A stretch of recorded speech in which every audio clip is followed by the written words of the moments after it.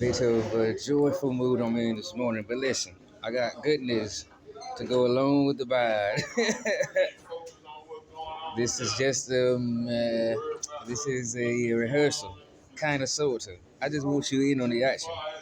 You know, I've been sending the promotions around for members of the society, and this is all about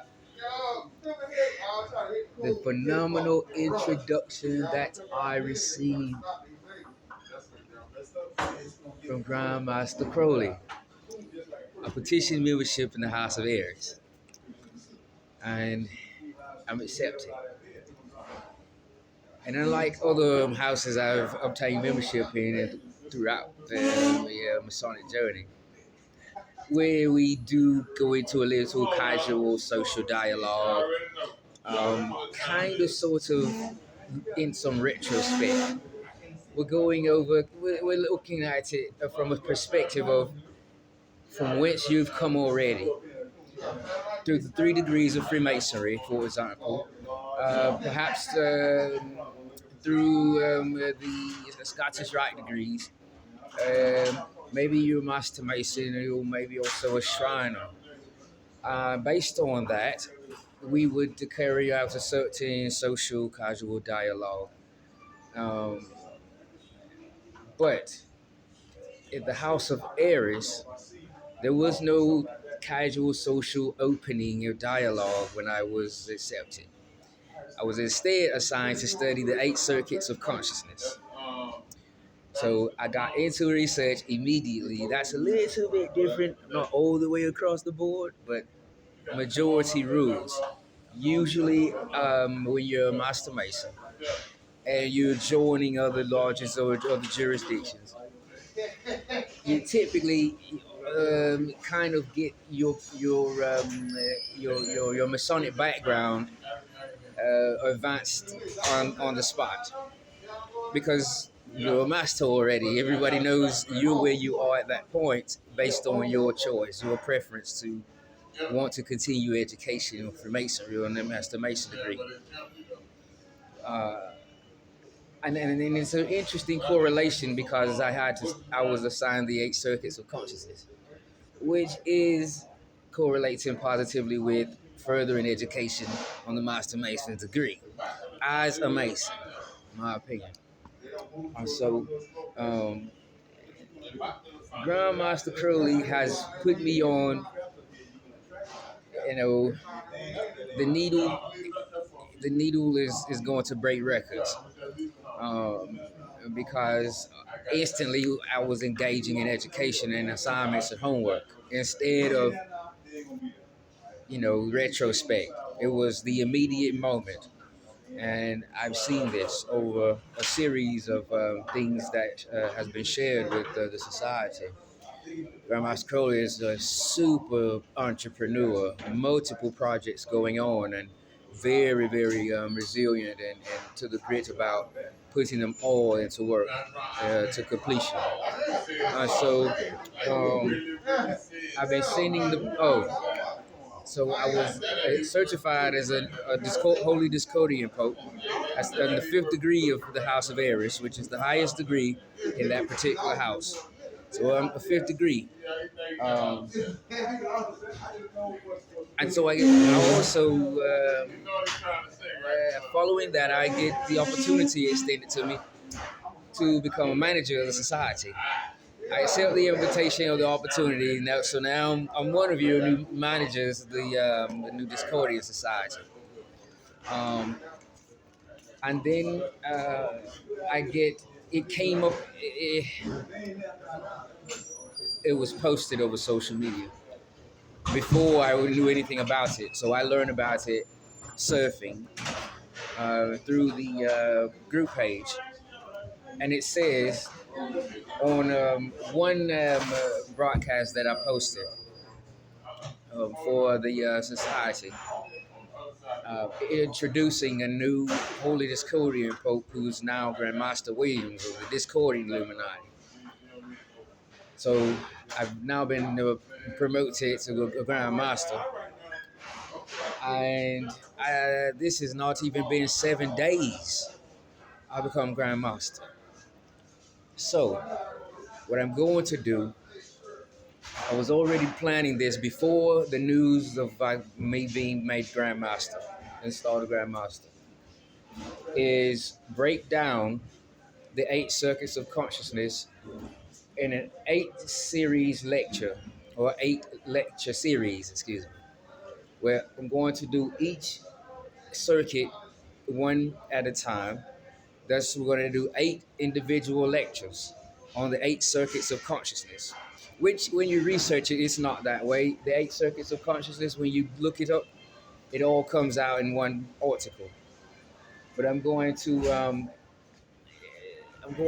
contribute to the fund in the society and what we're learning, and how we are learning. And Grandmaster Curry is absolutely outstanding.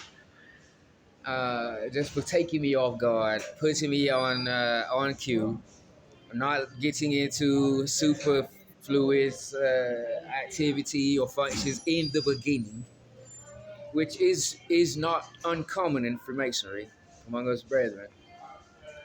Um, but so I've been doing that, talking about what is coming up. There is no definite date to launch that I have yet, because I'm really working it in and around a busy schedule, and on the existing agenda, which means I'm waiting on approval from Grandmaster Crowley before I go forward with projects that I come up with, that I create, that I produce. So when I produce a work, I'm not going to put wings on it and watch it fly.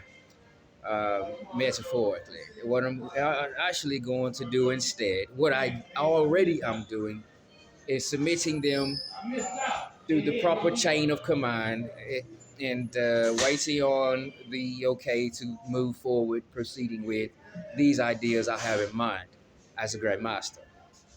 And this is what I do all across the jurisdictions I'm a member of in the Grand Lodge.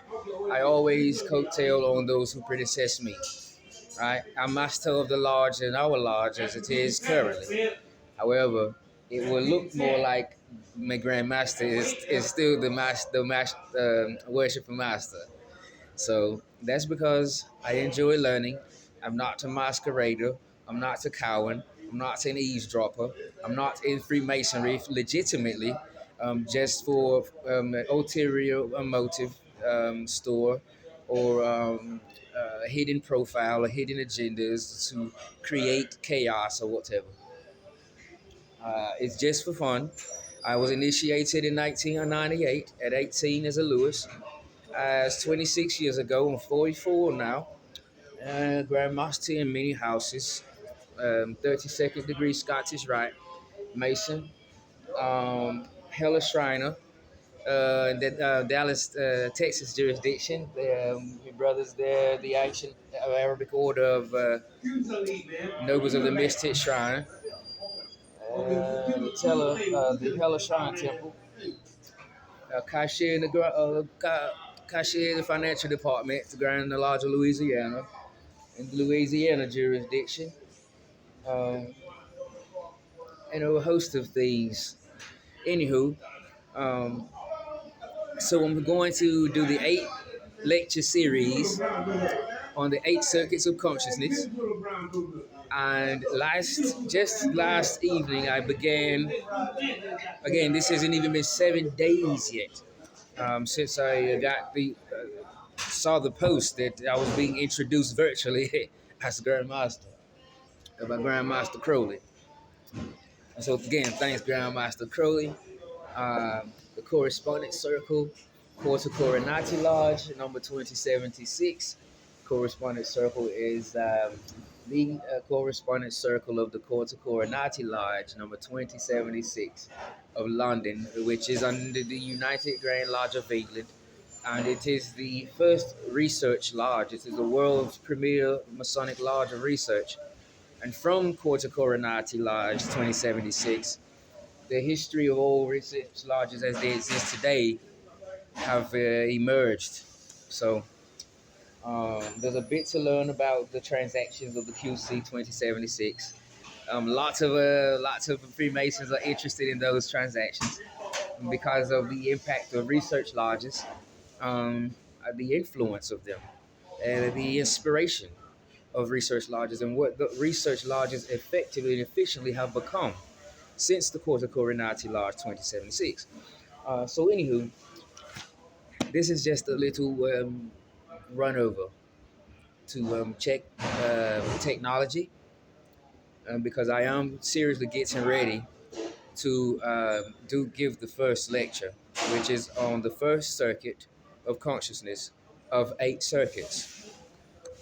Now, I want to say though about these circuits, in case you want to take notes or you want a little more philosophy, each circuit, um, each circuit breaks down into 3 sub circuits or sub channels.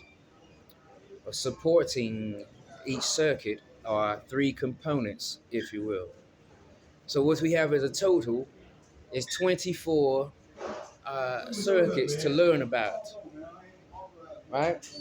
24 circuits. For each one, there are 3.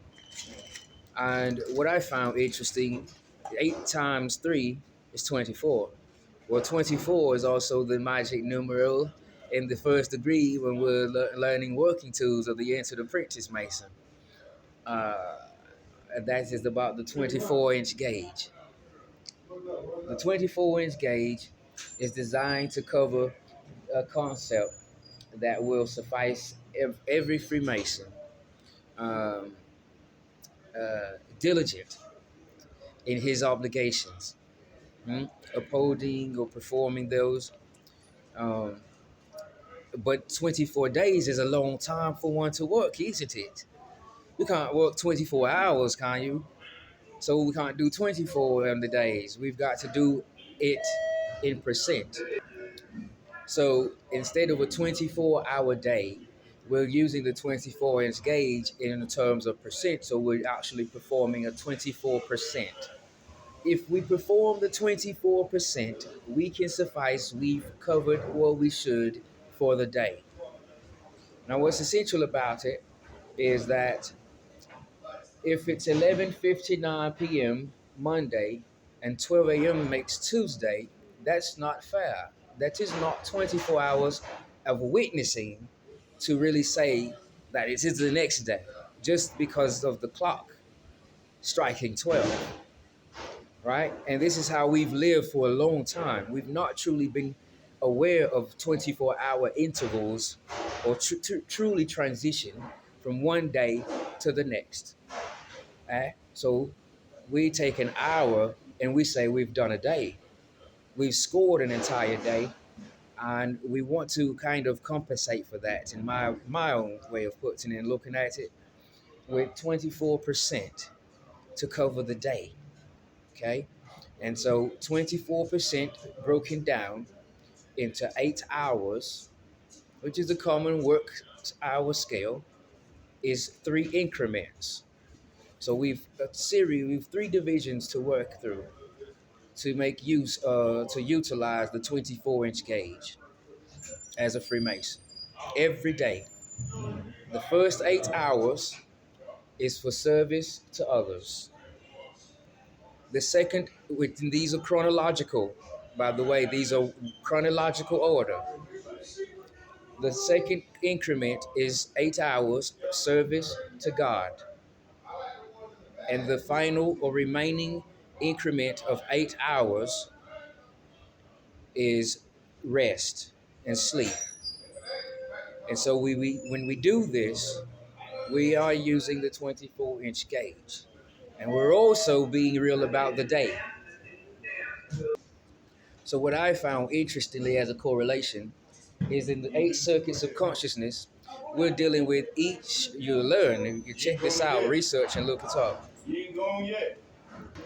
You'll find that each circuit breaks down or has, maybe not necessarily breaks down, but each circuit consists of 3 components that support it or, you know, expand across it. and that equals 24 as well. 8 circuits, 3 each, gives us 24 in all. And I found that pretty interesting from what I learned in the Blue Lodge in the first degree about the 24-inch gauge, which I was not introduced to the 8 circuits of consciousness in the first degree or in the Blue Lodge. So when I got the 8 circuits of consciousness assignment from Grandmaster Crowley, and then I got into it and I started the process a little, it started to make sense. I said, well, this is quite interesting. Here's 24 again.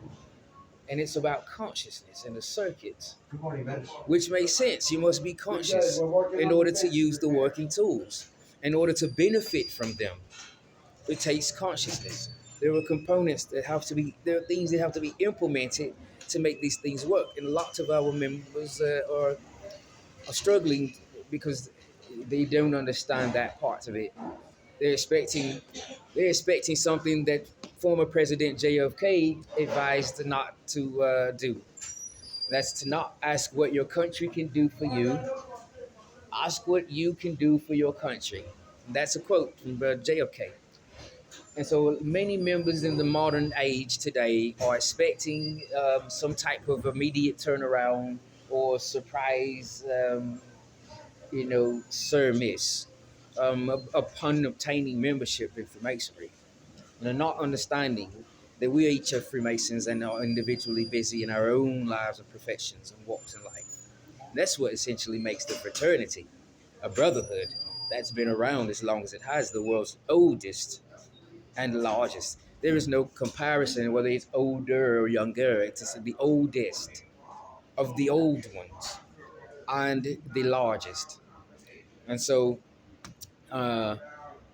this is a little rehearsed kind of dry run. I'm not going to, this is not the official lecture. I'm not even sure if I'm going to post this or not.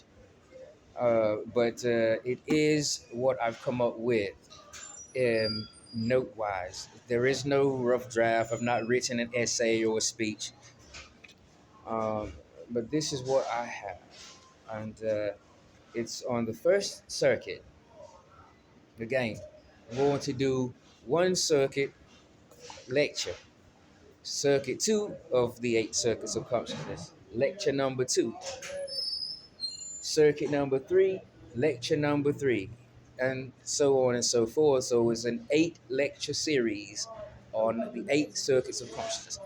And the reason I'm doing it that way is to give opportunity to members to become grandmasters or to, earn your credits, your hours at academics, that type of thing, rather than to run one curriculum course or one lecture across you, the board, the panel, the society. I'm going to break it down and do 8 lectures, so that's more percent or credit. Okay, so anywho, talking about the first lecture, we're going to be talking about. We're going to be talking about circuit number 1, the biosurvival circuit. Wow, look how big that word is. You want 7 more of them, don't you? The biosurvival circuit. Oh, wow. With the biosurvival circuit, well, we're concerning ourselves with the necessary purpose of separating things from safe and harmful. So it's in essence we're encompassing modes of survival. This is what the first circuit of consciousness concerns itself with: the modes of survival. And this mode is said to appear first in the infant's mind. And I can relate with this because I've taken a course in college and learned a lot and still keep me books because I'm a journalism broadcasting major. So I'm one who's not selling his books after the semester. I'm not giving them back or donating them. throwing them away. I keep my books, um, and it's been helpful. Yeah. So the eight circuits of conscious number one. You know what the nature of it is encompassing. It takes me into childhood development theory, and this is something that was developed, of course, by many theorists and sociologists alike. Um, One of them that resonates with me because of how proper it sounds is theorist Jean Piaget, and that is a Jean like Jean Claude Van Damme, Jean John Piaget. The T is silent. It's Piaget. Piaget. He's not North American, obviously, but he's a theorist, and sociology is not originally from North America either. Rather, was translated by who's regarded today as a neglected founder of sociology, Harriet Martineau. She translated the field of sociology for North America, so that we can study the field of sociology here in the West. Okay, she's regarded alongside W.E.B. Du Bois as one of the neglected founders. So, you know, someone who they don't show on the front of the scene, having contributed to what sociology as a study or field is today.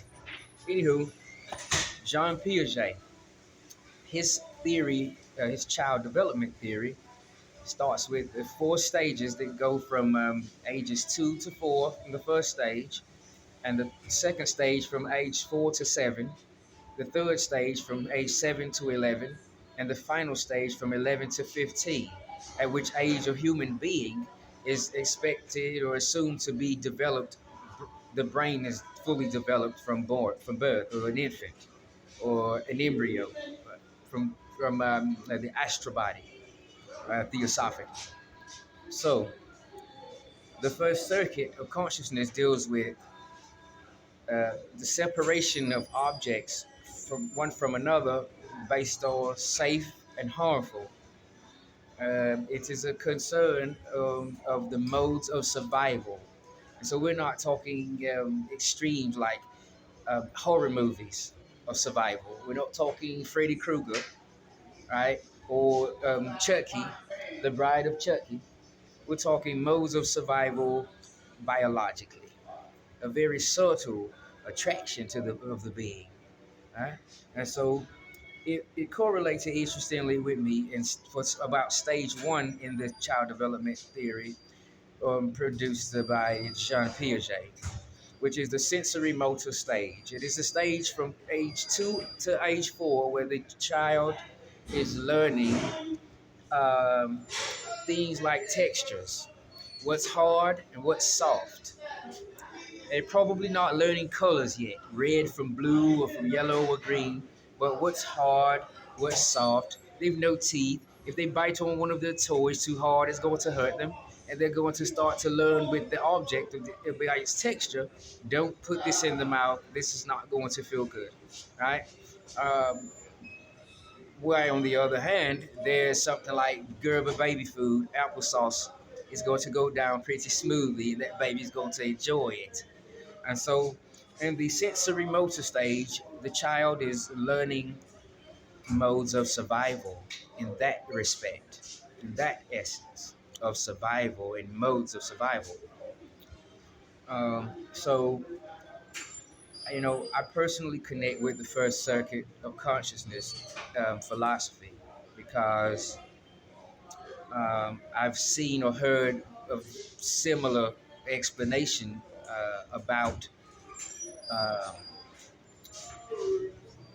survival, modes of survival, besides the through the 8 circuits of consciousness, through the Discordian wiki. Um, and so, you know, they're learning.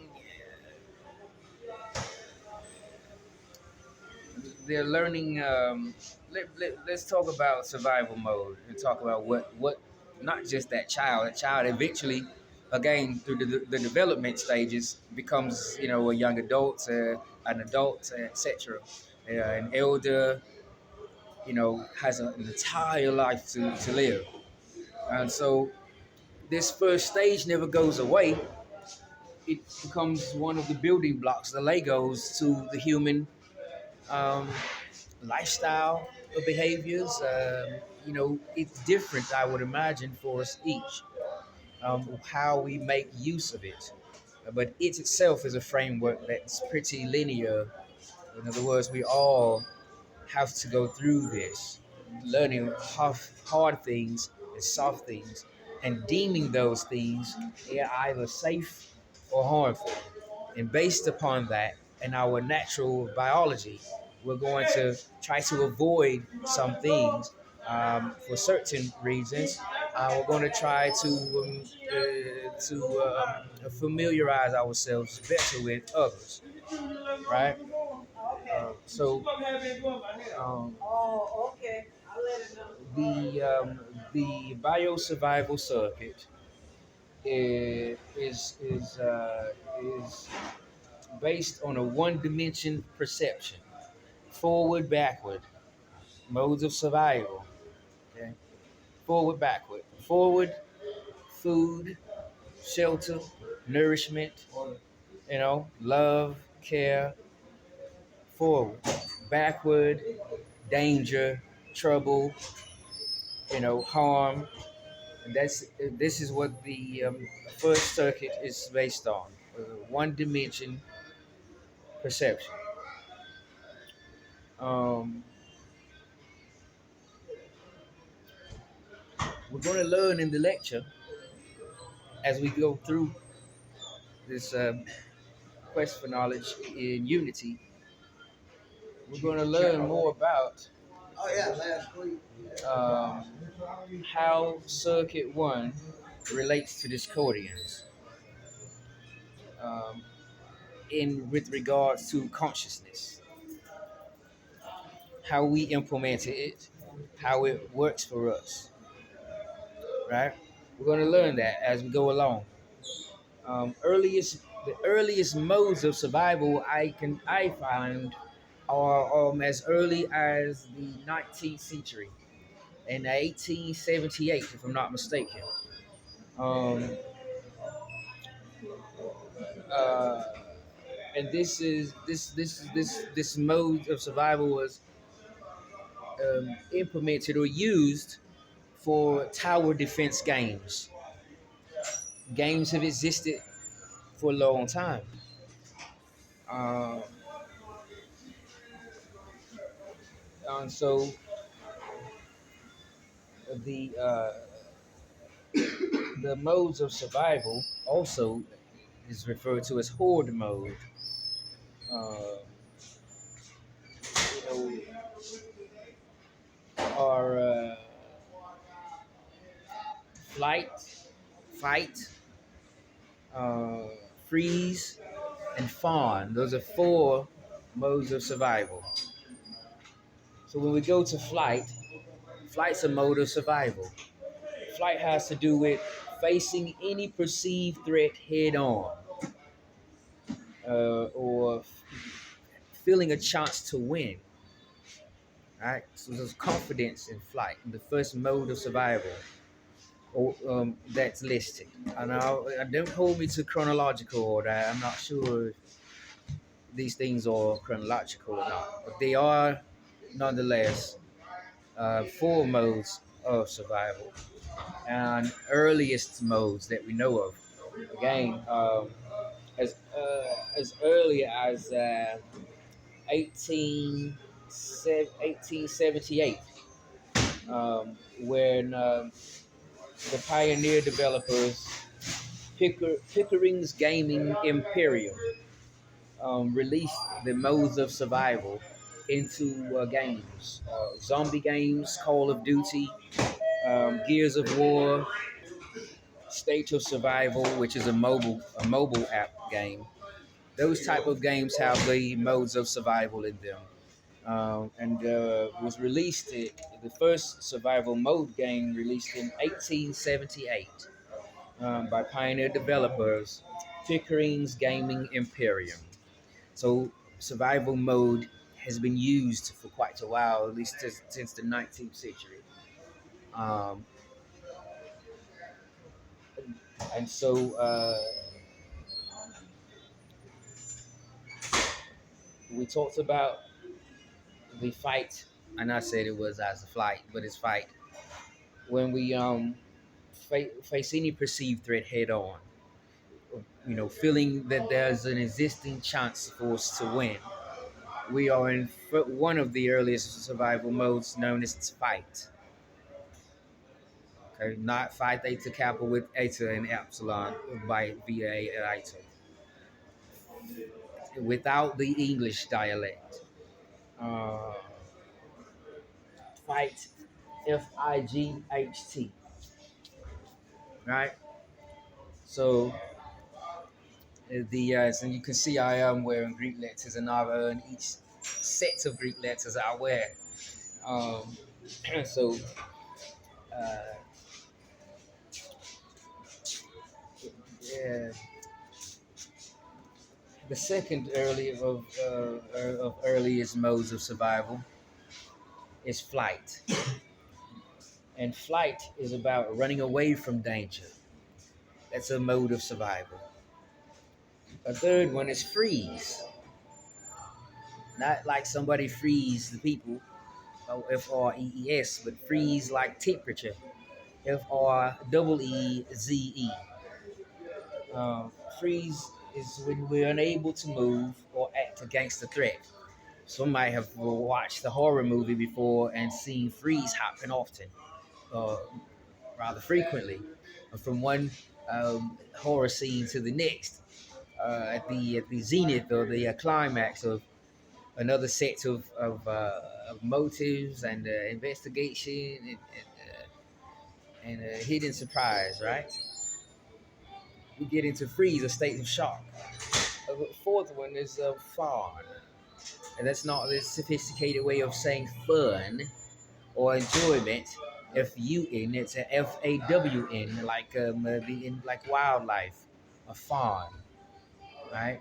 A baby in wildlife, a fawn, or color that is a tannish peanut butter color or shade, fawn. We're talking, you know, Staffordshire, Pit Terrier, something like that, maybe have a fawn coat. Uh, Fawn is about when immediately acting to try to please to avoid any conflict. So it's sort of like coming to compromise or negotiation. Uh, and so those are three of the earliest modes of survival. There's a fight, there's a flight, there's a freeze, there's a fawn. And these all have to do with survival. But some may say, well, why would I ever want to try and please someone who's threatening me?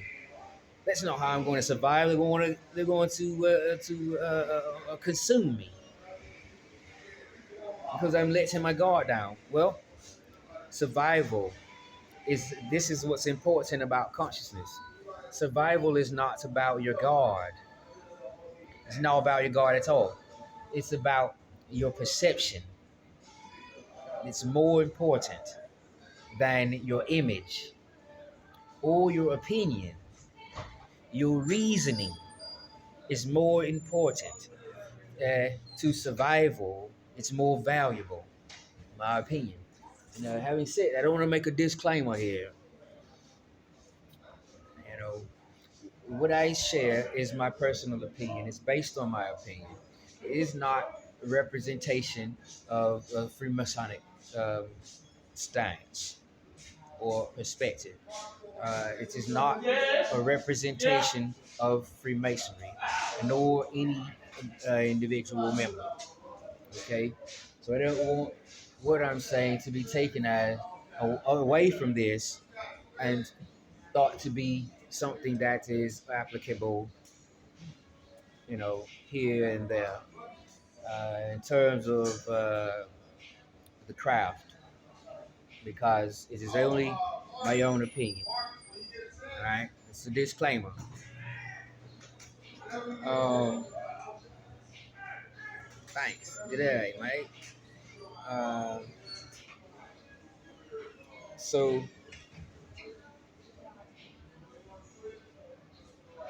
we talked about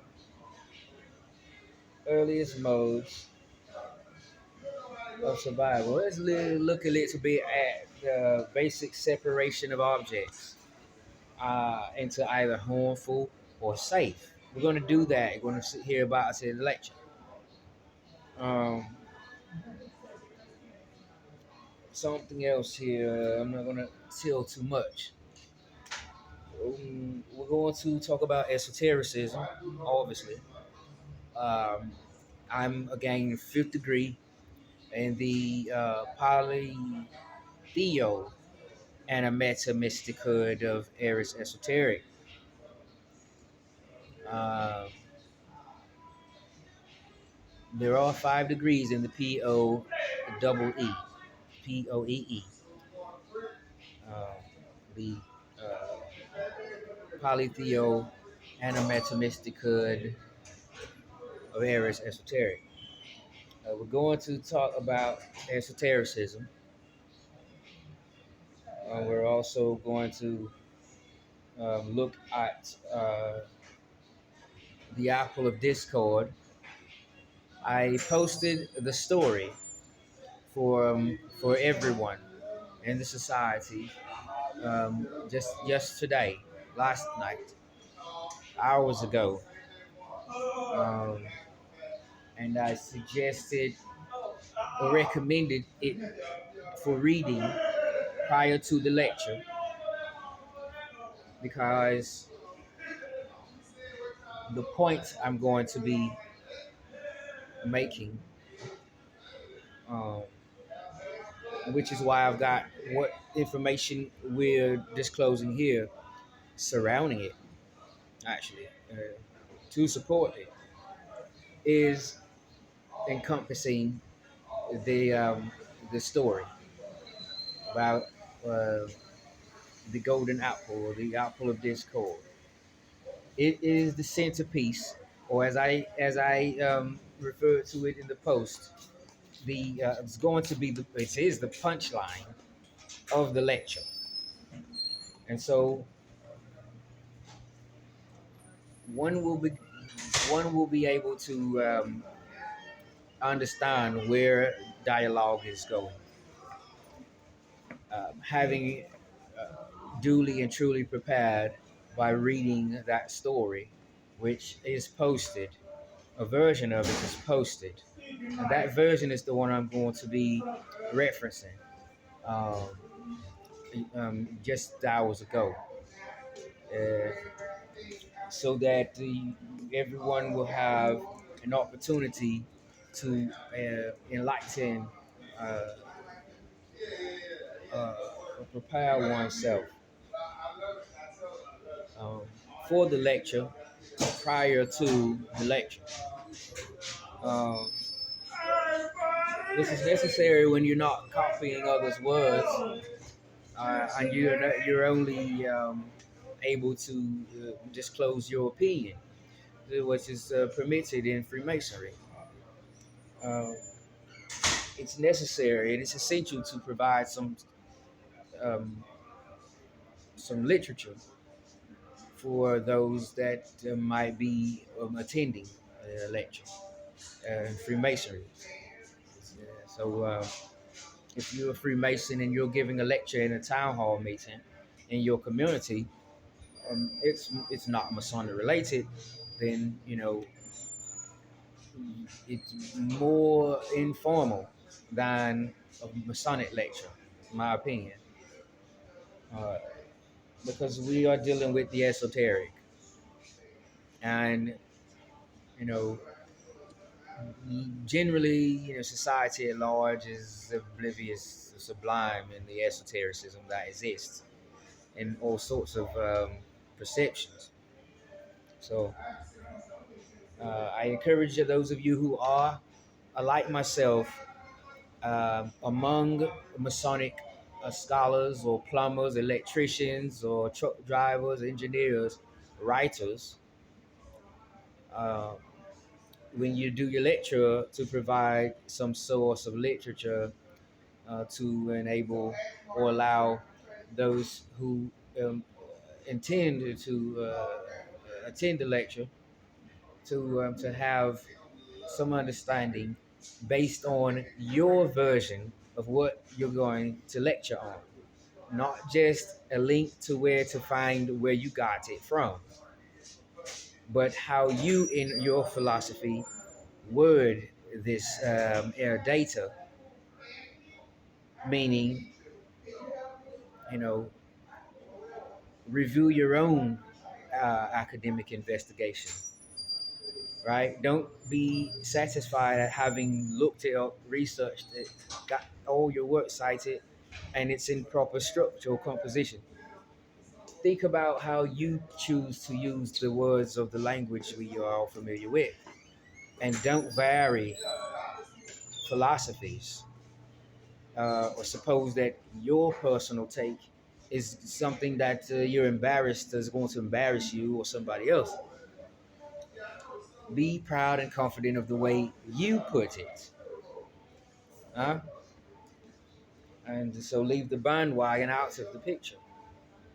I encourage this for the Masonic writers, those who are speakers, those who like public speaking and the like, such as myself, and are professionally credentialed to do it.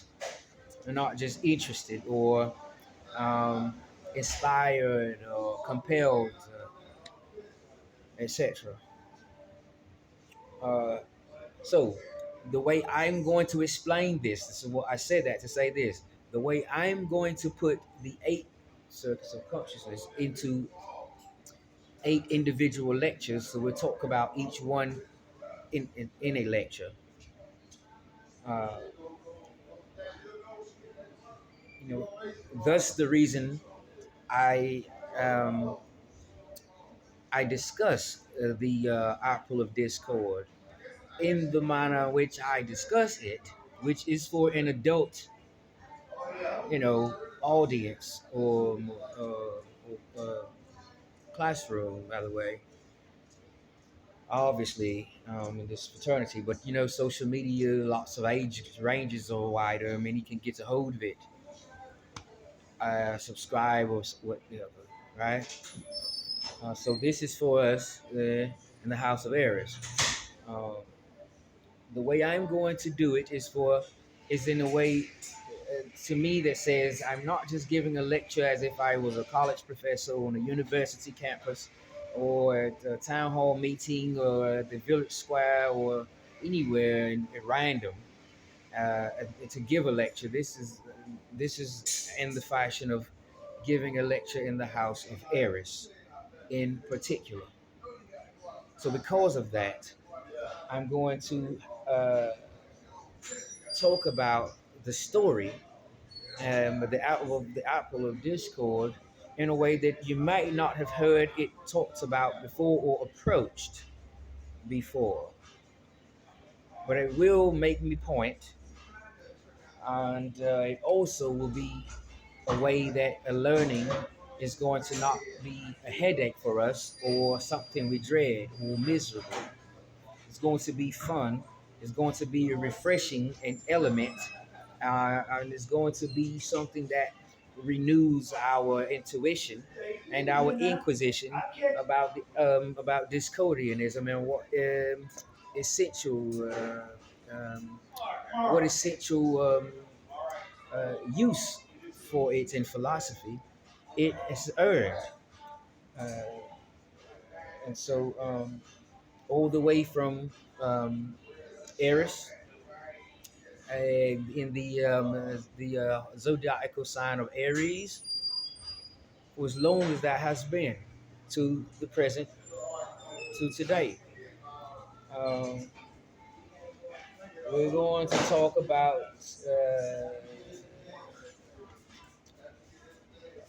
a little bit about how these things relate to Discordians. Eh? All this that we could always enroll in a course at college and get lecture about. But we may be in a classroom and be discordians as well among others who aren't discordians in this classroom. However, in the house of Aries, we're all discordians. So the message I hope to convey includes relevancy of these circuits to discordians. And we're going to learn how we use them so that we can understand where we are, where we're going, where we've been in this particular house. Okay? So, with a PhD, I want to give a lecture. It is going to cover some philosophy under the master degree. It as well, I hope, is going to say a little bit, at least, about me as a Discordian Pope of the fifth degree, the Polytheo Animete, mystical Eris esoteric, as a Grand Master, a Master Mason, a 32nd degree Scottish Rite Mason, uh, you know, corresponding secretary, cashier, whatever those titles, worthy patron. I am with regard to Freemasonry, uh, and what I always hope to contribute to the craft. So we meet upon the level of equality. We act by the plumb of uprightness. We part upon the square of virtues, as above, so below, so within, so without. So we meet at the lecture. Good day, eh? Solomon Lodge, number 2074.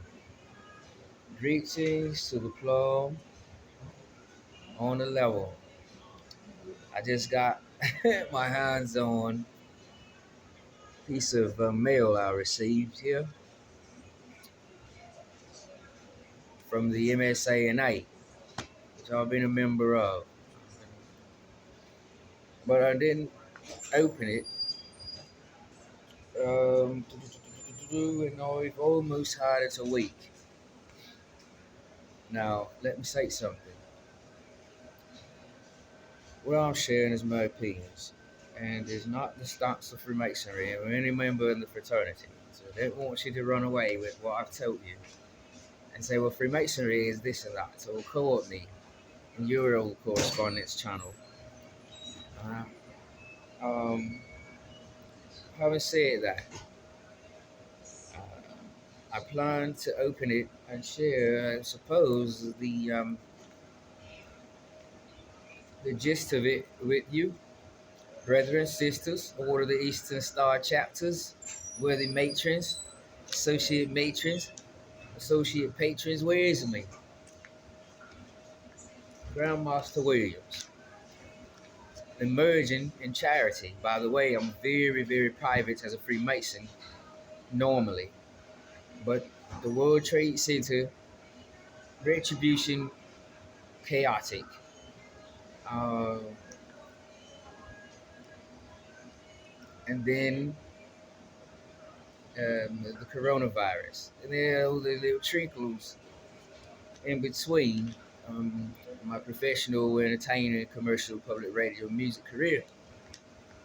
Um, None of which have to do exoterically with Freemasonry or with, you know, I mean, day to day cable talk as a Mason. But I suppose somehow serving and giving back to the community and returning to college at age 40 has brought me a little bit into the philosophy of human welfare in light of these unfortunate inevitabilities, if you will. So I opened it and I'm going to see what has been stored for me and you right here.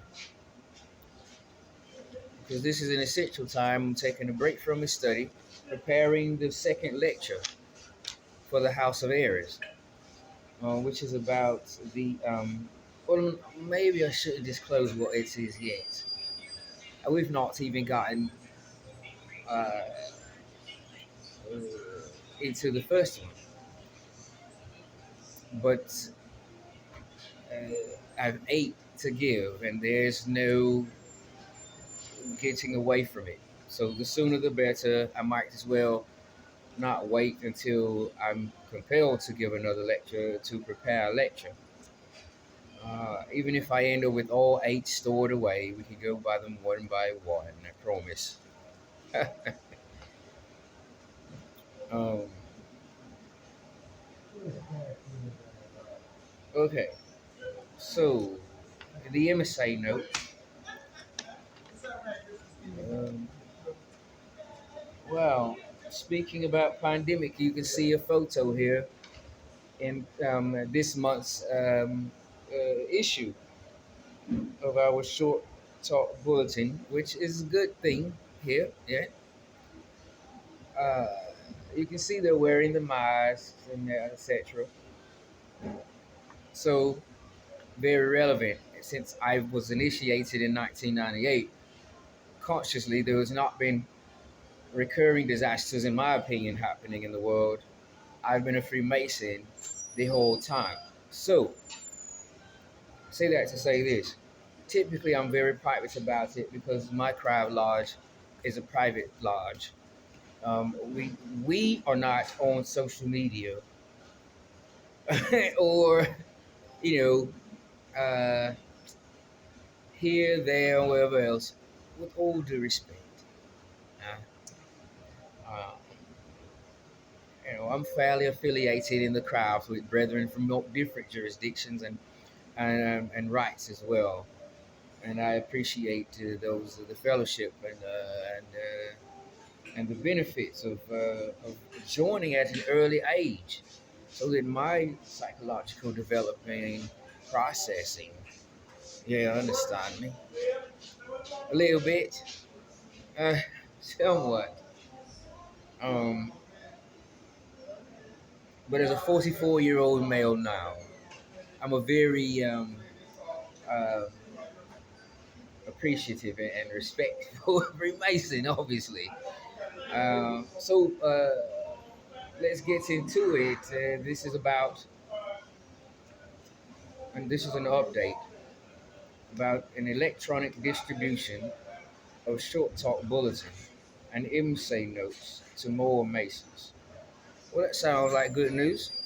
I'm not sure what they would say in the uh, what jurisdiction is it? Kentucky. I'm not sure what they would say in the Kentucky jurisdiction. Lexington, we've had many meetings and we've talked about in the Rubicon Masonic Society. There's a different opinion or expression of feelings about the decreasing number in membership in Freemasonry. Some think it's awful. They think it's unfortunate. It's something that you know is a bad spell in the fraternity. And your share of, or guess perhaps, of analysts or critics or skeptics are trying to, get the first dib at a dab of it to just to forge a deeper delve into the philosophy of North American Freemasonry, I suppose, to find out some evidence that will prove it a fact. Having said that, in the Rubicon Masonic Society, with those very dear brethren, uh, you know, uh, it's thought to be a positivity, a positive signifier of Freemasonry returning back to a purer form that it has been known to be and exist in prior to the newer modifications, if you will, that are going on across the fraternity. So I'm not sure, but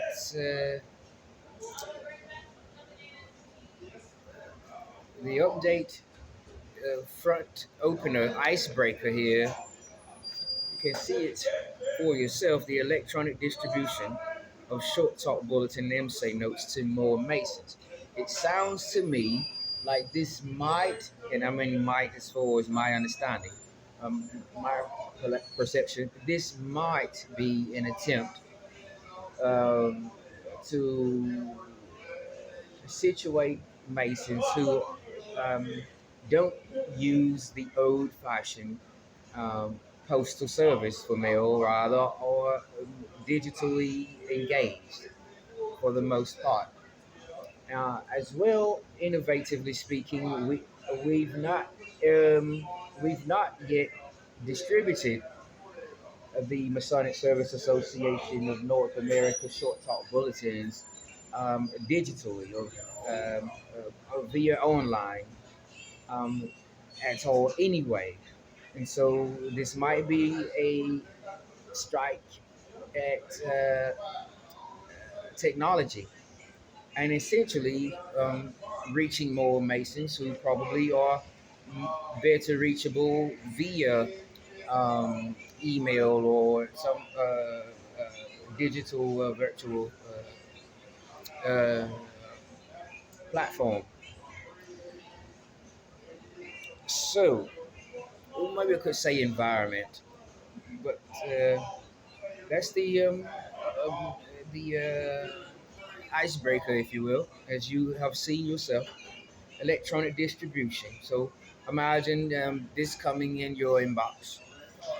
This work comes, as you can very logically process in hard copy. eh?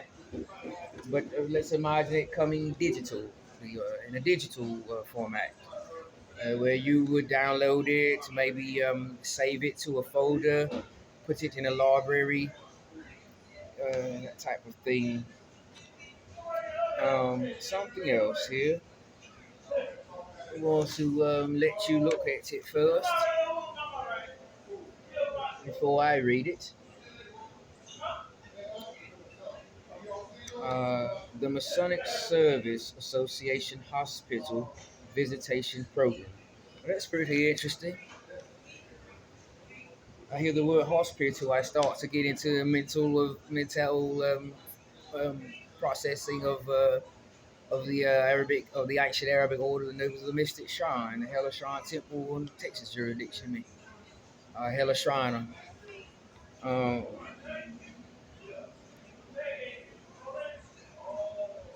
one. So let me read this because that's very bright, very broad and vague.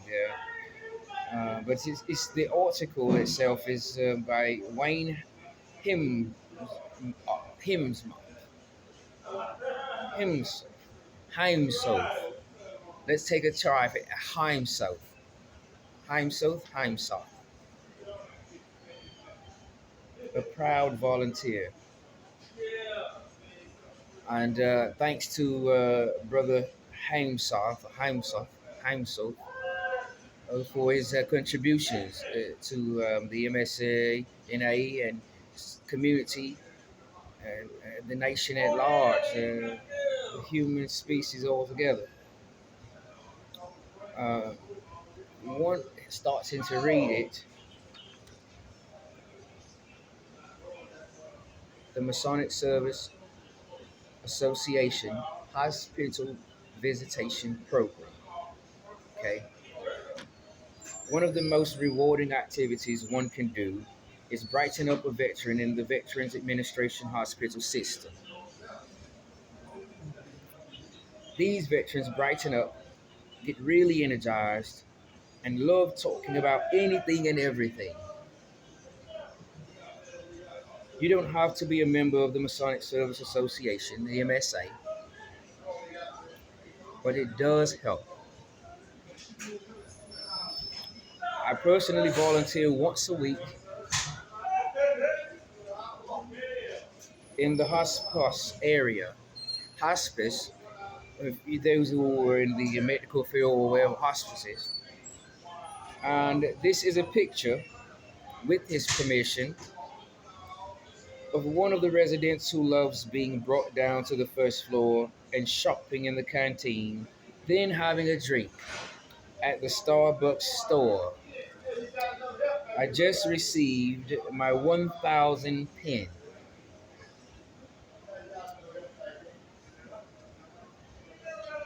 So he's been brought again, um, to the first floor to do some shopping, to get around on the level, right?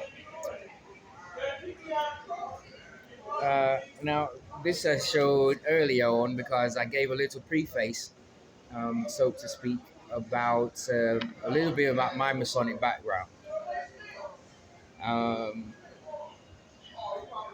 and why it is just I don't probably look so aged, but I have so much I like to share or talk about Masonic journey, uh, uh, and the craft in general. Uh, so I have to say, well, a little bit about where I'm coming from first. Otherwise, I might be taking as somebody who's just a bookworm. I'm truly not a sworn to oath Freemason. Um, and that's common in today's world. Entertainment's confused with professional media and broadcasting. I get it because it's my field. Um, let's read. Let's hear it. Bombas is a great supporter of the veterans, and I usually get 100 pairs of socks through the MSA to be given to the Palo Alto Hospital twice a year. This is a picture of the delighted volunteer staff receiving more socks. I want to say something about Palo Alto or Palo, yeah, in California. In Palo Alto, I'm a cyber lion in the Lions International Club. The uh, the Bay Area Outreach Lions, Cyber Lions, are located in Palo Alto. Uh, Eunice, the director, the one who invited me to join uh, the Bay Area Outreach Cyber Lions. Um, the District 4A, I mean, or 4C, I think it is. I'll have to get back to my notes. But is in Palo Alto. And that's how I pronounce it. And I hope it's not wrong. Please don't hesitate. Correct me. Um, so this is pretty cool. I dig this a lot. Um, the MSA, that is, because I'm also a member of the Masonic Service Association of North America. And I'm always working on giving back to the community. But again, as I am as well a Greek student and scholar, I'm working in different um, um, corners of the world to do that, to carry out that type of a mission. So altogether, I have a nice comprisement of volunteer service, and it is rewarding too, by the way. Um, but you know, I have to say no more or less than this is to learn that the MSA is active in Palo Alto, where I'm also connected with the Lions International uh, through the newly technological, engineered, modern age cyber lions. Cyber lions are new. And a little bit, I don't want to get too much into the lions here. Um, Not that the lions are totally irrelevant in terms of history, where we come to founders and its establishment. in correlation with Freemasonry, but Lions International is a different entity um, from Freemasonry. Lots of Freemasons are in these other organizations. This is what I'm alluding to here. Uh, and I do enjoy the idea of knowing we do have brethren in the Freemasonry who are dispersed abroad various organizations, eh, be they Masonic related or non-Masonic related. I'm elated to learn just today in this moment, as well as you, um, that the MSA um, distributes socks, 100 pair, twice a year. Right? I don't know if that's 2 consecutive days, or if that's once every 6 months. Um, if that is, twice on Hanukkah in December, if it's all in the month, or if it's what intervals there are between the distribution. But twice a year, 100 pair of socks. I also, since I'm really into English, I'm not sure if the 100 pair of socks twice a year is a total of 200 pair of socks. I'm not sure if this is a distribution of 100 pair of socks on two separate occasions, or if this is a combination of 50 pair of socks twice. Well, wait, let me see. 50 pair.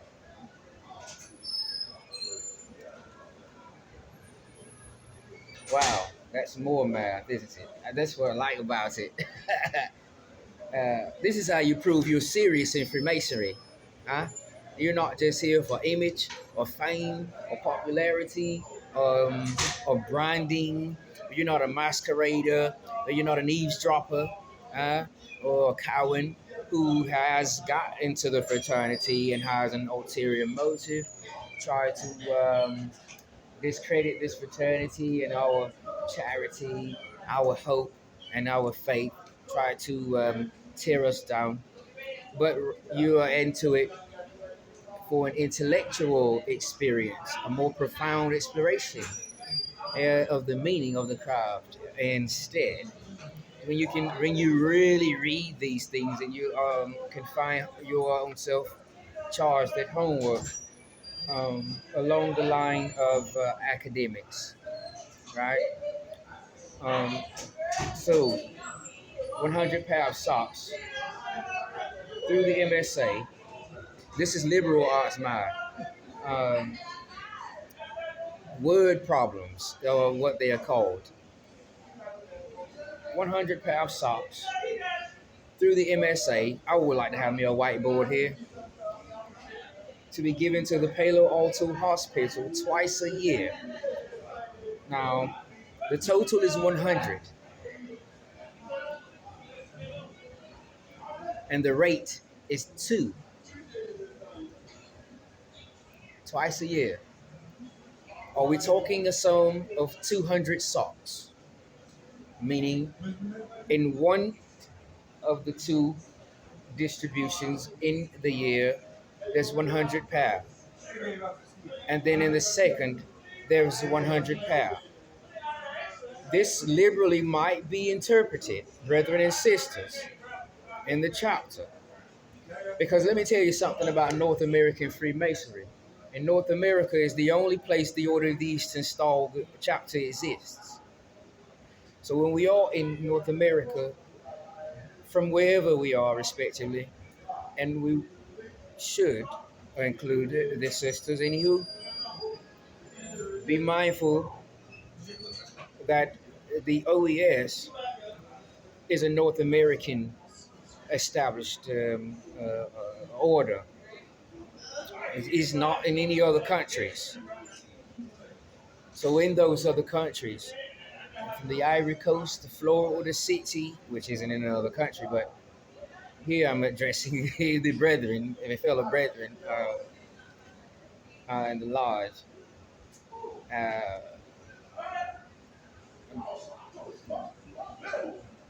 you know, be mindful that you're addressing North America.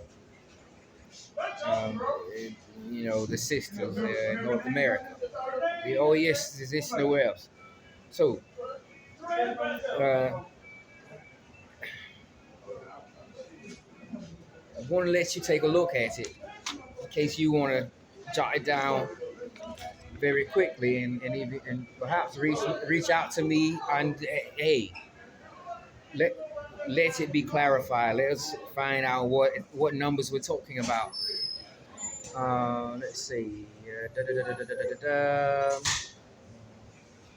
Bombas is reading it backwards and reverse is a oh wow. Okay, of the 100 pair of socks. Okay, so you read it, right?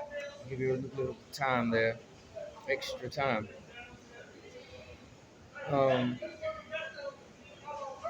so, Bombas is a great supporter of the veterans, and I usually get 100 pair of socks through the MSA to be given to the Palo Alto Hospital twice a year. This is a picture of the delighted voluntary staff receiving more socks. And that piece of liberal information or liberal literature kind of alludes to the possibility, doesn't it? This is a picture of the delighted voluntary staff receiving more socks. So this is what I want to get to the bottom of. Are we talking more socks than 100 pair distributed twice a year? Is this two increments of 100 pair? So we're talking a total of 200 socks, right? Um, or the total 100 is including both distributions. So we're talking, um, but then, okay, so we talk 50 pair every 6 months, for example. That's 100. Well, we're missing the equation if we look at it that way as a verbatim. We're missing out on the practice, the exercise here, your critical thinking skill, or your cognitive functioning, or refining your sensory motor skills, or you get it. Listen, um, so maybe quarterly. I'm not quarterly. Yeah, maybe quarterly. No, because it's twice. Well, okay, sure, because the equation is irrelevant to the summary, right? It's not important how it's broken down because it's not printed here. We're not told how it's broken down. So there's 50 pair every 4 months. I mean 3 months. That gives us 4 quarters. If there's 50 pair every 3 months, January, February, March, 50. April, May, June, 50. That's 100, and that's also half the year. July, August, September, 50. October, November, December, 50. We've got the 200 socks, don't we? 50 pair every uh, every so quarters are four. There's 4 quarters every quarter. 50 pair. This is what I talk about when I say I'm initially in my craft lodge with free and accepted Mason Lodge.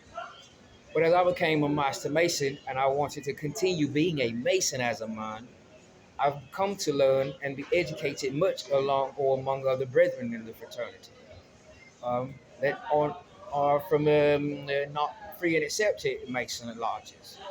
To me, I care less because I'm into Freemasonry. You see, so that's a little bit of the type of philosophy that I tend to voluntarily bear. Um, for these types of purposes, to continue to renew the material and the experience, to stay refreshed in the craft, to not be bored because I'm really just literally reading the literature. And I'm probably taking notes, and maybe I remember it by heart, can recite it. But after a while, I start to, as a man, question, change that's going on in my life and how the craft and the working tools are instrumental.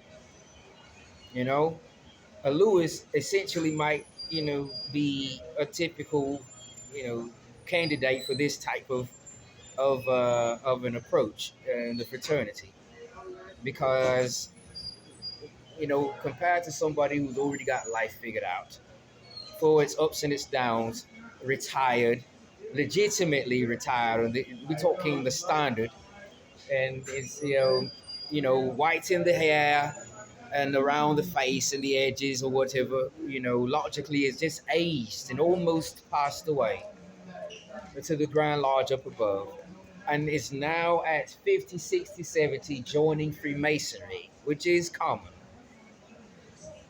An 18-year-old, which is a Lewis, like myself, who wants to join the fraternity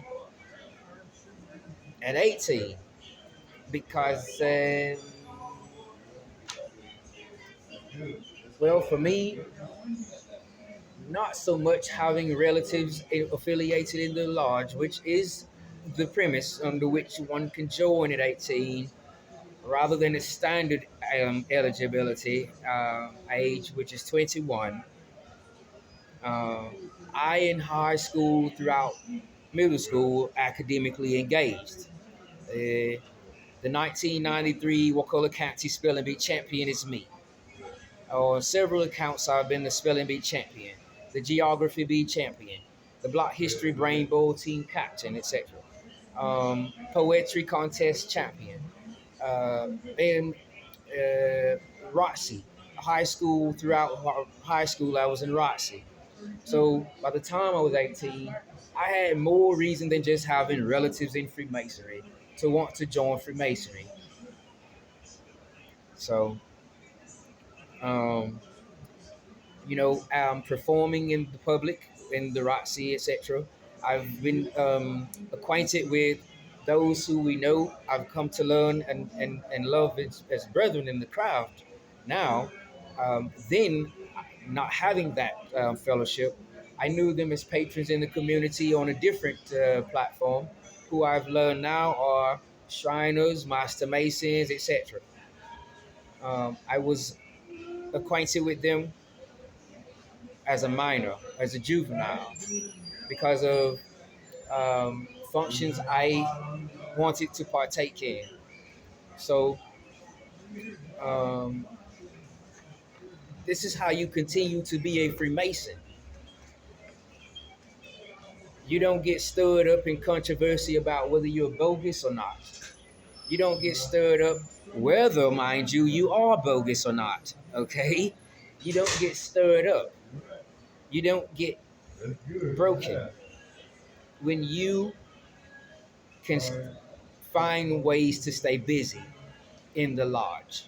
When you are in the universal aspect of masonry, where you're in a lodge conscientiously and in a consciousness, whether you're attending your lodge or not, you associate yourself with the intellectuality and the beauty and purity of this organization. When you do that, you stay busy. So this I charge you with 850-321-9512. Link me up and give me your idea of what this alludes to. What is the statistics here, and why is this relevant, my Grandmaster Williams? I won't tell you exactly why I think it's relevant. Have you learned a little bit more modernly of what's going on in the California jurisdictions with Brother Masons? Do you know that since the coronavirus, uh, the um, the membership decline in California has leveled Masons in California um, almost to equal. This is a combination of those who were afraid of catching it and those who, because of the domino effect in our education system or schools closing, small businesses, etc., uh, forcing some to relocate to areas where they could continue with their entrepreneurship, etc. And they just demitted from the lodges based on this, they've discontinued where they were lodging to the coronavirus. So it's a combination of factors surrounding the decrease. Um, some of that has to do with within the lodge, worshipful masters taking the initiative to extend concessions about dues, because they are among the other governmental policy holding jurisdictions that ordered social distancing. And so, of course, we could not meet in person, which our historical mark in not meeting as mates in person is highlighted with the coronavirus and nothing before that. So it's only a 4-year-old pandemic, and we've centuries to the fraternity. So um, worship of masters, it's happened here as well. It's happened here in my jurisdiction as well. Worship of masters have said, in so many words, I'm not quoting. I understand we're not meeting in person. It's costing you from your own personal budget to fund your membership, your annual dues, and we're not meeting in person. Essentially, dues were created in the lodge when we were meeting in person. The centuries to count, to commemorate, to the commemorate year, if you ask me. Um, and it's rather sublime to continue to require dues and you're not meeting in person. I even don't know how to make sense of it. I'm as well just as vulnerable. So we're going to suspend dues, till further notice. That's happened. That provision has taken place in ordinances across the nation, and in California, it's not been an exception. So there's a combination of factors leading to the decrease in membership among our Californian brethren. So interesting here. There now are um, of the Masons in California who have been suspended from the lodge um, for failure to pay dues. A total of 40,000 Masons in California. 40,000 Masons of California are not in lodge or on suspension status until they have caught the dues up to be restored to good standing. You have something like this for the 2024 commemorate count, like this hive. Just as an example, you have your receipts of dues.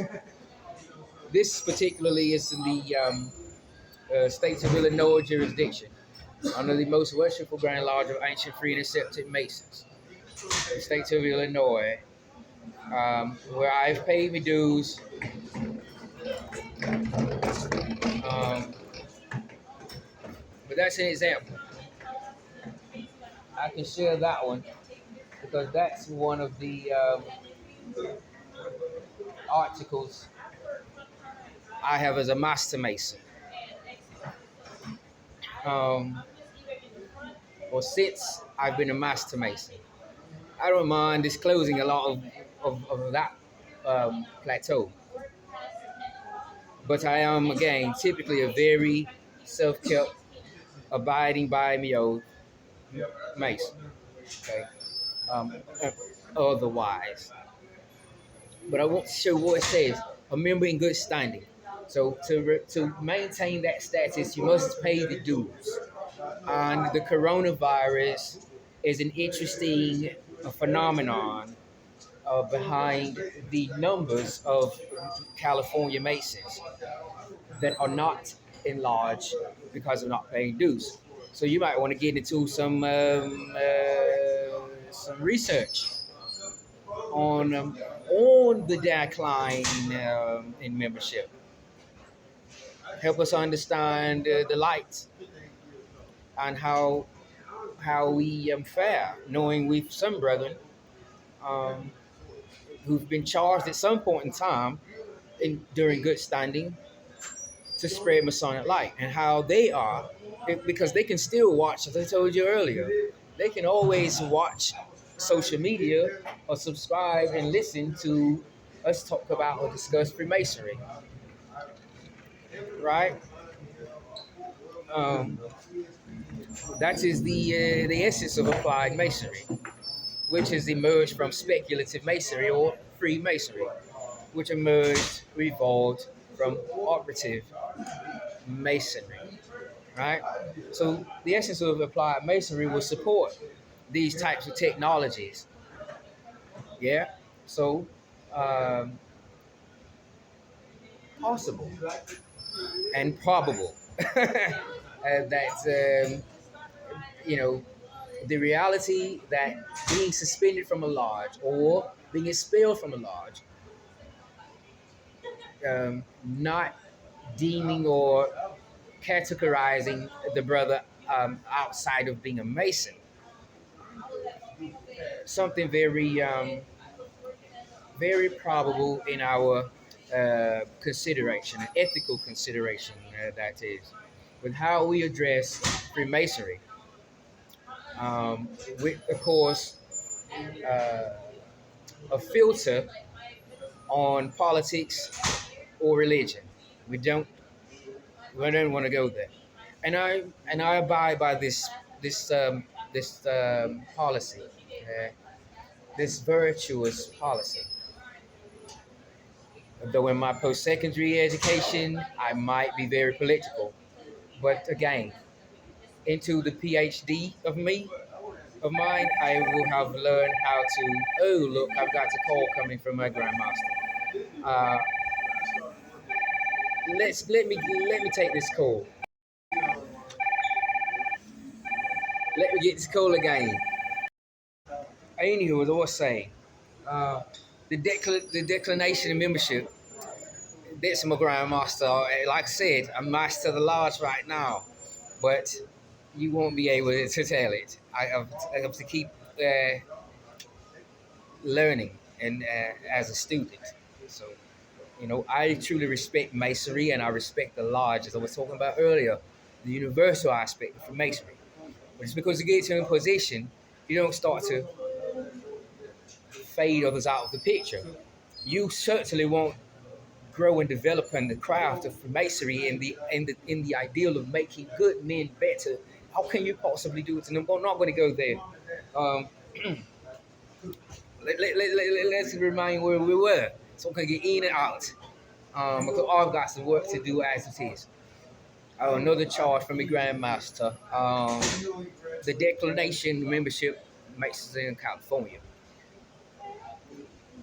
Hey, when the lodge expels or suspends a member, it does not strip away the title of Freemason from that member. Only the right to attend the lodge. There, that lodge. So, we're talking about right now of all Masons in California once were all in good standing, which is a total of 95,000. 40,000 are suspended status for non-payments of dues. This is all since the coronavirus, and it's based on reporting has been as for in regards to reasons why not paying has been related to the coronavirus factors, trickles on way. Some of them are not even living in California anymore. It's the reason why they don't pay the dues anymore. They live somewhere else because they can get kids where they go to learn, their families to stick together. Social distancing does not break them apart, or whatever that tangent. So 40,000 are on suspension status. That means 45 um, are not. They're still in the lodges. So this is interesting here, where we look at Masons, no doubt, either way, no matter what lodge you're in, if you're attending lodge, or you're in suspension or expelled or what, you're all still a Mason and you know it.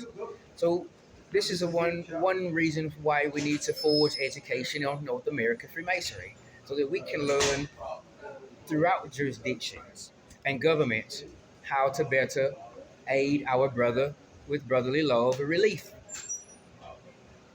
And then explore more of what is truth.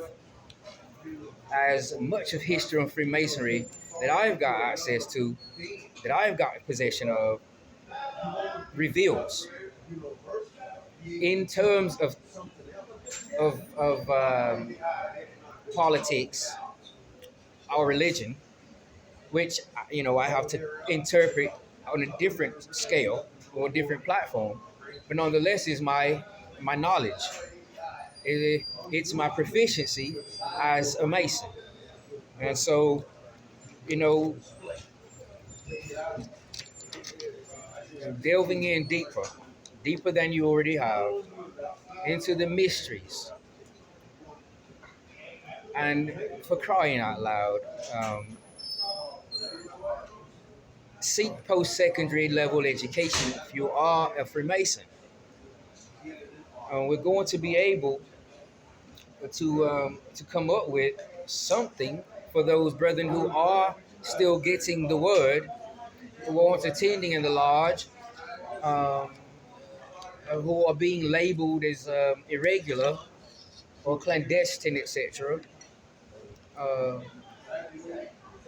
you know, deal with and survive these circumstances, right? Yeah, because there's a lots of numbers to be worked with. There wasn't a lot more than Freemasonry to do, to reckon with. As a Mason, you've got mathematics. Tell the truth. You've got geometry. You've got rhetoric. You've got grammar. You've got logic. You've got science, arithmetic. Let's get really busy. You understand where I'm going with it, don't you? I surely hope so, at least a little bit. Um, Part of the reason I took British English as a foreign language is because I'm a Freemason,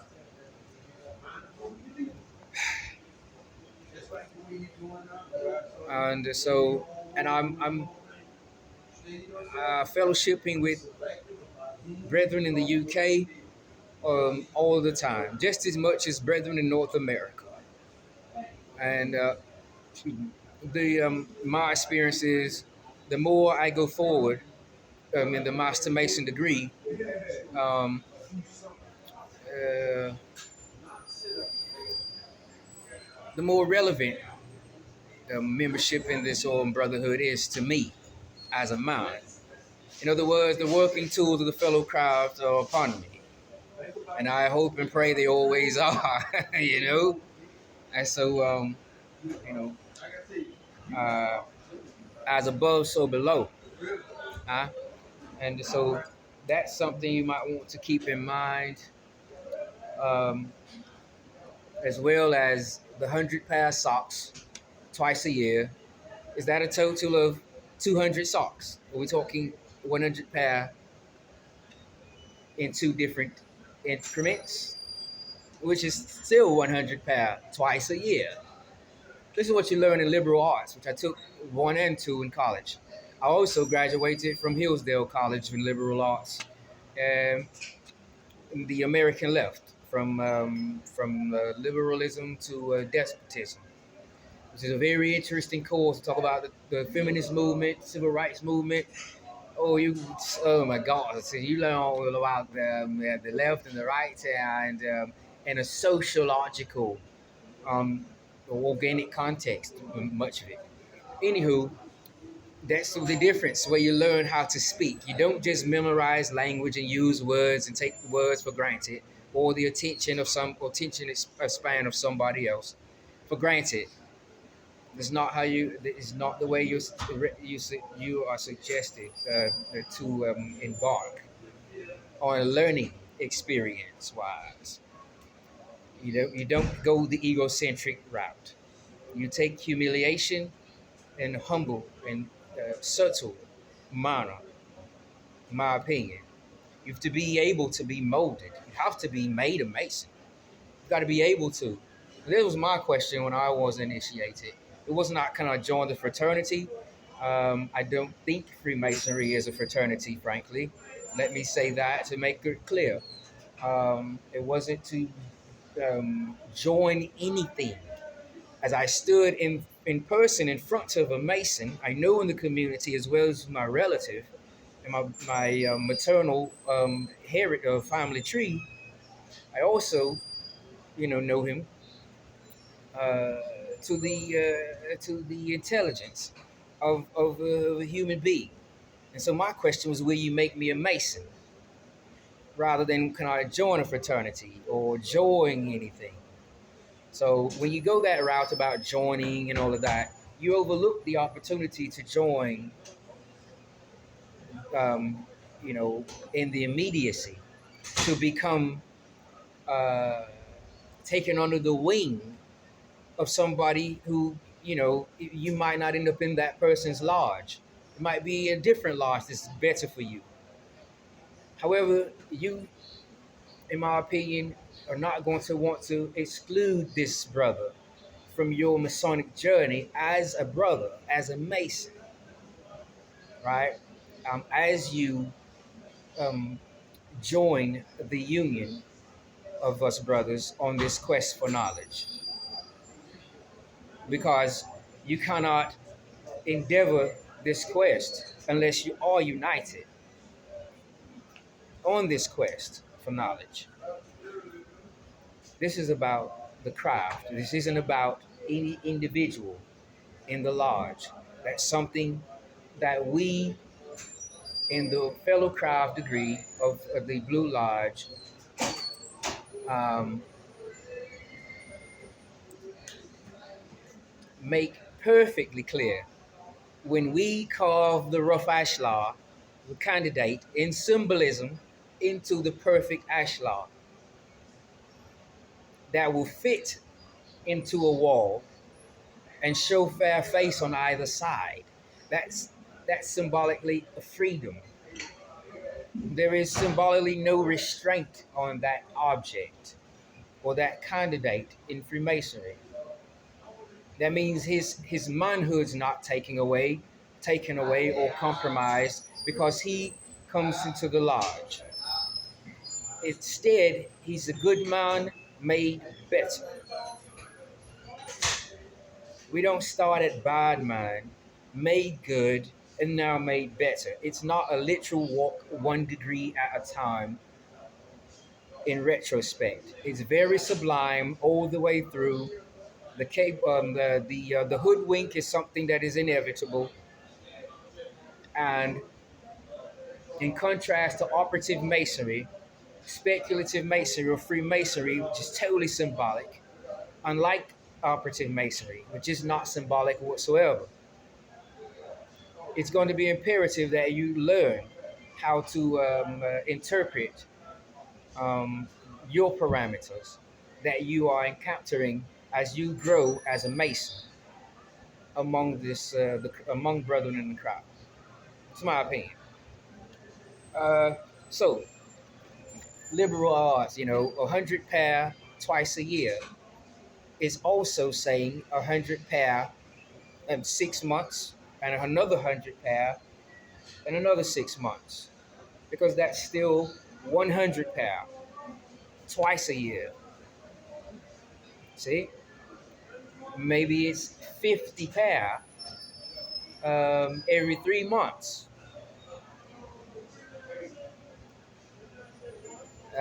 That still puts the exercise into play, but it takes us away from what is verbatim in the literature, which is the point in scholarly studies, ways of speaking. You are supposed to look between the lines and be a seeker in this fraternity. This is not devil worshiping. This is not satanic.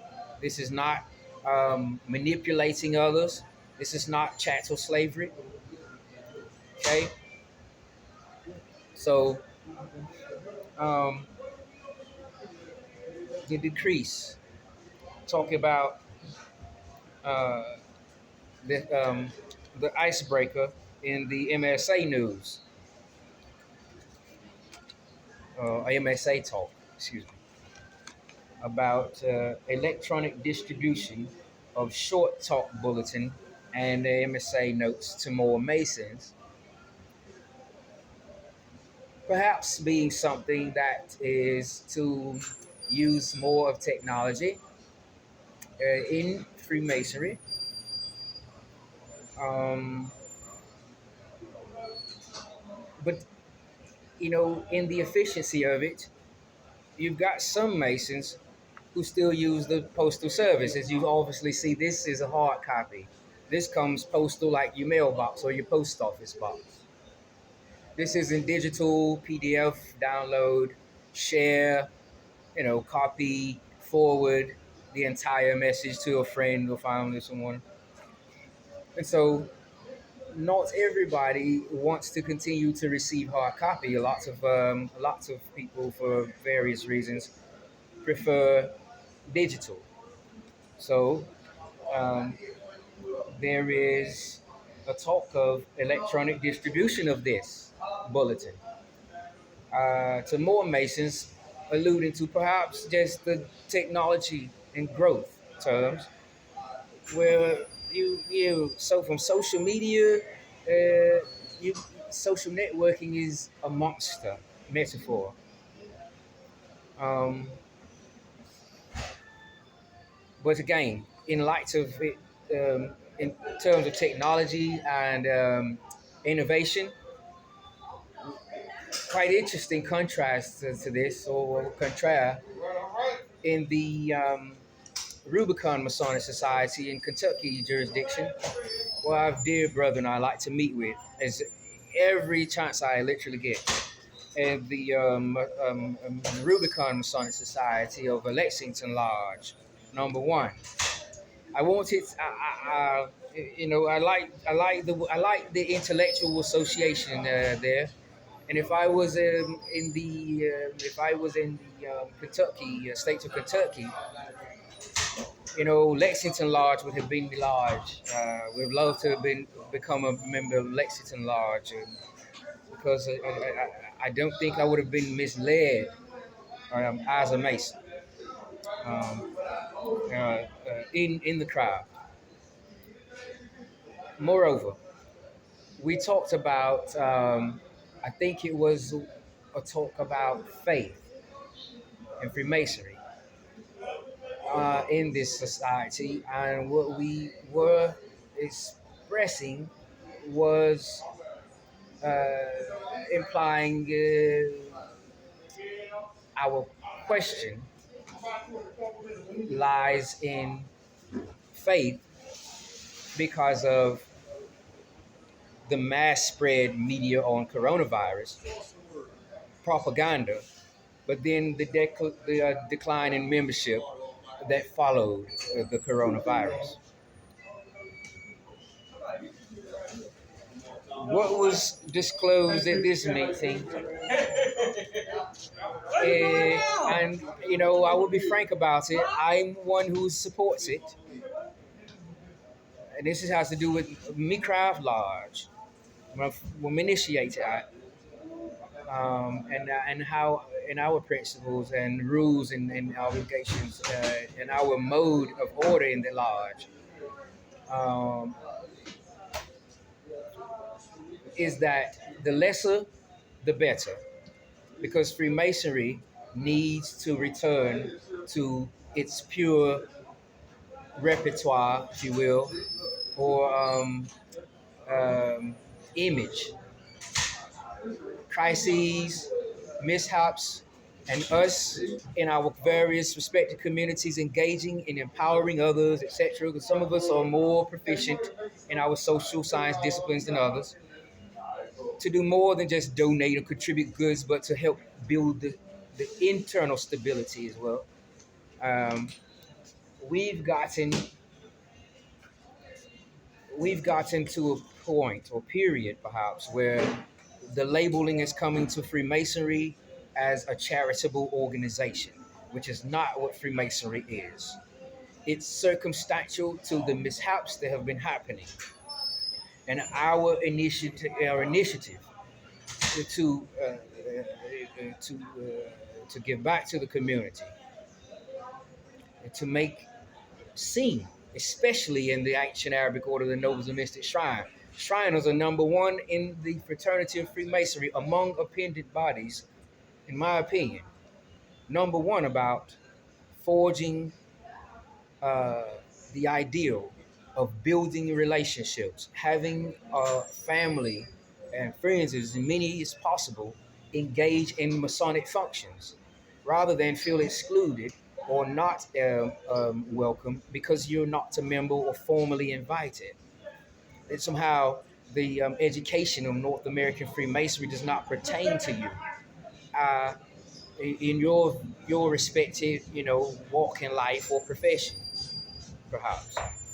Um, we disclosed in this meeting a joy in the decline of membership because Freemasonry is getting so many venues of which you can become a member that is starting to make it seem like it's easy to be in Freemasonry. And that's not the case, even in a sublime way of speaking. Uh, Freemasonry is a little bit of a venture for each Mason. So, um, about innovation, there are some of us who are more for this decline that others are saying, wow, look, we told you it's no good. You shouldn't worship the devil. This is why this is happening to you. It's karma. Look at how your members are declining. You're losing them. You're satanic, and that's the reason it's happening. Mind you, again, being expelled or suspended from a lodge does not strip the title of Mason from that Mason. In other words, prohibits that Mason from going elsewhere. If that Mason goes elsewhere and obtains permission from another jurisdiction to engage Masonically, then that Mason is in good standing in that jurisdiction, whereas not in the other. So this is what is important about media, subscribing to things without really knowing what you're getting into, and happening to be that type of person who can't roll with the punches.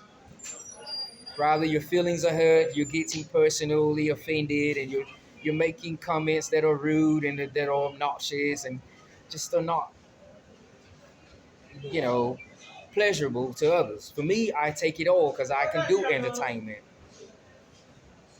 You got horror movies, you've got drama stories, you got classic movies, you got Lifetime movies, you've got, uh, you know, shoot cowboys and Indians. But at the end of the day, it's all in television and entertainment. I can understand and dig that, but not everybody can or will.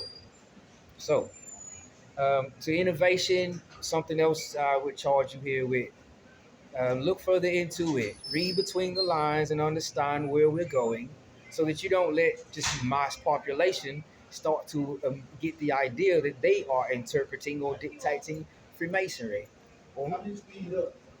And with that, we meet upon the level of equality, we act by the plumb of uprightness, and we part upon the square of virtues.